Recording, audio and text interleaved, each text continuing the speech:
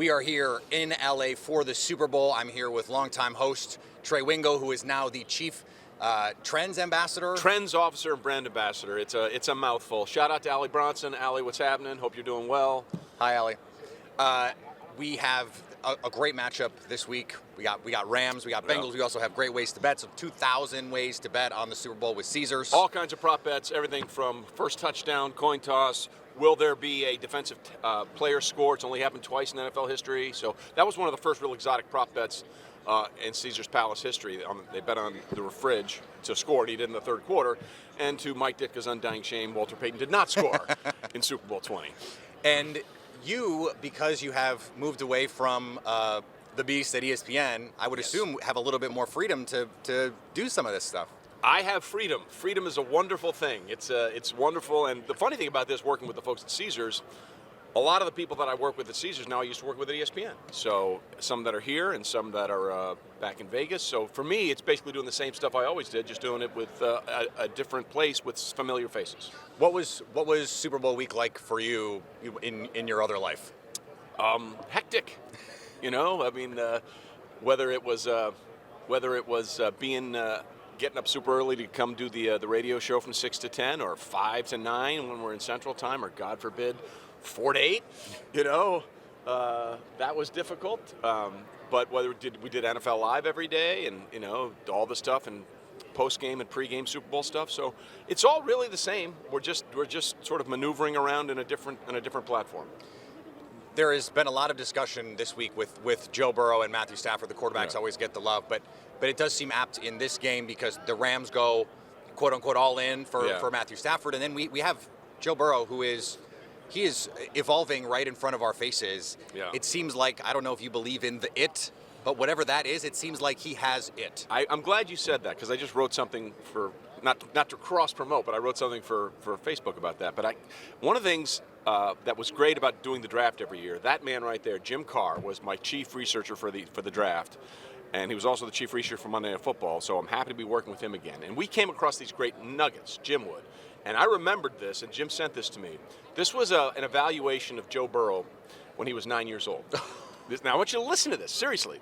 Burrow played on a travel AAU basketball team, and one game, his team was down by 8 points with 30 seconds to left. His coach said, Tom Vanderven said, "We thought it was over, but then Burrow took over, scoring 9 consecutive points, including 7 straight foul shots. I'd never seen anything like it. It was then that I knew he was different from everyone else. I couldn't believe the poise under pressure he had of a 9-year-old. Vanderven is a professor of sociology at Ohio University. After the game, I told his parents that Joe had the kind of qualities that you'd find in cops and first responders, and also serial offenders. He has the kind of qualities that people have, where his pulse probably doesn't change no matter the situation he finds himself in, whether he's mowing the lawn or pulling people from a fire." So Joe could either be Dexter or a really good quarterback. So thank God he's using his powers for good and not evil. Well, he had to pull the Bengals from the jaws of a fire in the second half against Kansas City, and he did it against Patrick Mahomes. Yeah, pretty remarkable in what we've seen in just his second year. Yeah, well, I've been very consistent about one thing all year, from week 1 to now. The only team that can beat the Chiefs would be the Chiefs, and they certainly beat themselves in that game. But that's Burrow's quality. If you give him an opportunity, he'll take it.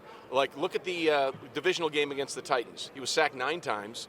And it was a low-scoring game, and Ryan Tannehill had the ball with a minute something to play to maybe potential game-winning points. Instead, he throws a tip ball that's intercepted, and Burrow says, "Fine, I'll take it," makes the one throw he needs to make. The sideline route, past the corner, in front of the safety, that sets up money back for a 52-yard field goal to win the game. So he's never going to be the most stats-driven guy. I mean, even though he threw for 4,600 yards and 34 touchdowns, he's the guy that can make it not work for 3.5 quarters, but if you give him that opportunity, he'll take it in the fourth quarter.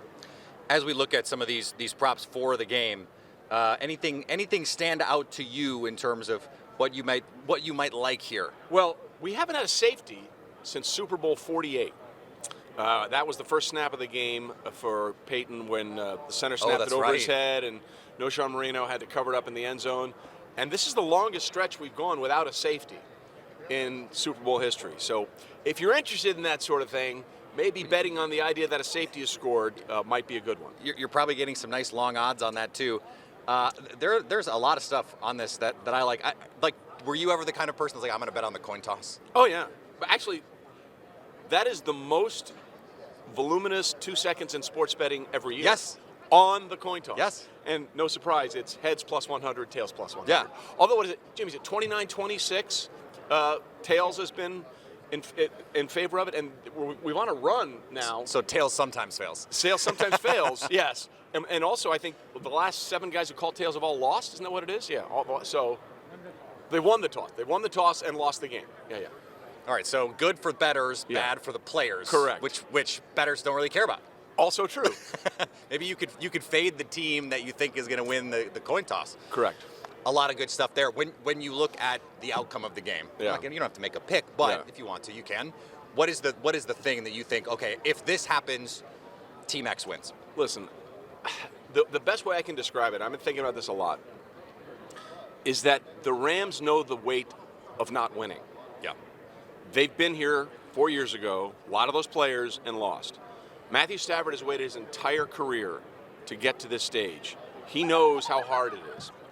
The Bengals know none of that. Right. They know none of that. All they know is we win. And they're all young, and sometimes it's better to not know than to know. Yeah. They are playing like on Madden easy mode. And the Rams are a better team. Yeah. They're a better team. But this Bengals squad doesn't know any better. And sometimes that can be a powerful thing, a powerful force. Because if Sean McVay starts thinking about, well, I was here again last time and we messed it up. And, Aaron Donald thinks about that time he busted through the gap and Sony Michel hit him for a 45-yard gain that set up the only touchdown in that game. If they start thinking about that, it's problematic for the Rams. The Bengals are not thinking. They do not care. Yeah. We're here at Trey Wingo Radio Row in Los Angeles. A lot more fun to have. Yeah. The coaching carousel Yeah. is coming to a close with its spinning, but Yeah. it spun in a lot of ways this year that we did not predict. 9 openings. And 9. And the Brian Flores lawsuit looms over all of this. What do you Correct. think the chances are we see meaningful change when it comes to NFL hiring practices there, Well, at least in the short term? yeah. I don't know. It's a tough one. Like the whole Lovie Smith thing. Let's just take that for an example. He was asked at his introductory press conference yesterday, "When did you know you were a candidate?" He said, "Honestly, I'm not sure." And I think the answer to that is they really wanted to hire Josh McCown, but they knew that would look really bad. Yeah. So they decided to go another route. I've said this for years. The Texans should be relegated. Like, they are a disastrous franchise. I mean, just look at what they've done over the last few years. They traded away DeAndre Hopkins for a broken running back and a ball of wax. They let J.J. Watt walk. They did not play their quarterback for understandable reasons all year, then told their coach, go get him, and then they make him last less than a calendar year. Listen, I don't know if Brian Flores is ever going to coach again, and I think he's okay with that. I think Brian Flores is willing to be the Curt Flood of NFL coaches. And that's the analogy. A lot of people use another one. To me, that's the analogy that I've come up with. Curt Flood, for those that don't know, challenged the reserve clause in baseball when he was traded from the Cardinals to the Phillies, didn't want to go, fought it all the way to the Supreme Court. They lost the case, but eventually it opened up free agency for everybody. And I'm hopeful that if Brian Flores is willing to throw away his career, we will see meaningful change, but it doesn't start from here up. It has to start from the top down. And when we don't have changes in leadership who are looking at the way we do the hiring, I don't know if it's ever going to change. Yeah. So I don't know if we can build from the bottom. We have to dig down from the top. There are 30 teams not here. Yeah. Most of them pretty upset that they're not here. Some of them pretty happy to be picking at the top of the draft instead. Yeah. But the big offseason story is going to be what happens with Aaron Rodgers. Yes. And you were just like last year. Yeah, exactly. But we didn't know that this time last year. Yes. We did not really know, or at least publicly know, that there was this tension behind the scenes. Aaron Rodgers says things have gotten better, but we still don't know what his future is. After having had some information last year, some inside info on what was going on there, what is your feeling about where they stand right now? My feeling is that I think that Aaron Rodgers has played his last game as a Green Bay Packer. And the weird part about it is I think the Packers are okay with that. I really believe that. I mean, Andrew Brandt is a friend of mine who, of course, worked for the Packers organization for many years, and he's been saying this forever. The idea was to have Aaron Rodgers play 2 more years and then move Jordan Love in. And it certainly seems like that's the way things are headed. My only question to the Packers is, really, are you sure? Are you sure? Are you sure you want to do this? Like, it's worked once from Favre to Rodgers, but the idea that the Packers only made it to one Super Bowl if he's played his last game, and I'm including Aaron Rodgers in the statement when I say this, it is an organizational failure of the highest magnitude with a guy who is Mount Rushmore type level quarterback. Yeah. First ballot, surefire Hall of Famer. You could argue top 5 all time. And you guys made it to one Super Bowl. That's a failure. I mean, you made it to 2 with Favre, who was throwing interceptions left and right. I mean, like, you lost an NFC championship or divisional round playoff game against the Rams because he threw 6 interceptions in one game. Yeah. And, he's supposed to be so risk averse and all that kind of stuff. But if he has played his last game, everyone in that organization, including Aaron, because he hasn't played well in a lot of those playoff games, has to say, how did we mess this up? Because you had a generational quarterback since 2008, and you got there once as a wild card. The team has said we want him back. The president, Mark Murphy, recently said we want him back, and that the organization is aligned on that. But there is also a difference between saying we want him back and we want him back at a cost. There is always a cost associated with those comments. Right. Well, it's like when someone says, no, he's our guy. It's easy to say that in May. It's Right. harder to say that in October. Right. Like when all these when Trey Lance was drafted and the Niners moved up all those picks to get him, Jimmy G's our guy. For now. Yeah. Like there's always a hanging participle on those sentences, right? You say that now because it's in your best interest. Right. That doesn't mean it might change. Listen, I think they'd be crazy to try not to make it work, but I don't know if they can make it work. If he says, okay, this is not working out, I think everyone would feel better if we moved on. And I was frankly shocked how fast fans after the loss were just sort of like, at a certain point, what are we supposed to do? Because they feel like you do, that they should have won more in all this time. Correct. So let's say Green Bay says, okay, we'll move you. What makes sense for each side? Is there a move that does make sense for each side? Well, obviously, a lot of people will look at the Denver hire of Nathaniel Hackett. But if you're Aaron Rodgers, I mean, and everyone's a competitor. Do you really want to go to a division where Justin Herbert and Patrick Mahomes are there, and Derek Carr's playing pretty damn well? I mean, if he does go to Denver, that's automatically the best quarterback division by a mile. Yeah, and one of the best we'd ever had. Yes, and I don't think it's going to be that easy for him. Now, granted, Denver has a good defense and they have some weapons. They're going to have to give up some of that if they're getting Aaron Rodgers. So I don't know. Like, suddenly Tampa Bay is interesting. Yeah, right. That's interesting. New Orleans might be interesting.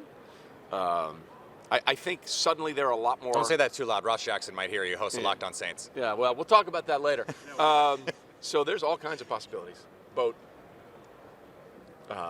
so the Denver thing, I think people are trying to put 2 and 2 together, but sometimes that doesn't make 4; it makes 5 or 6.